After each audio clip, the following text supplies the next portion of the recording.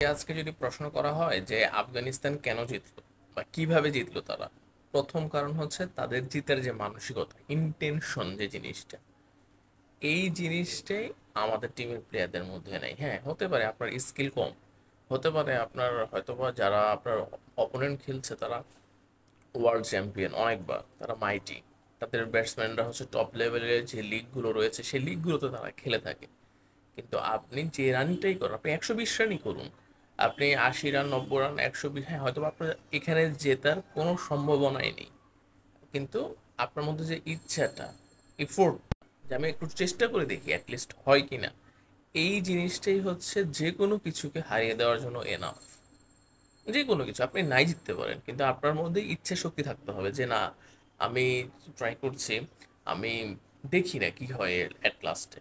আফগানিস্তানের, হ্যাঁ আমরা জানি তাদের বোলিংটা হচ্ছে এই যতগুলো ক্রিকেট নেশন টিমগুলো খেলে তাদের মধ্যে ওয়ান অফ দ্য বেস্ট।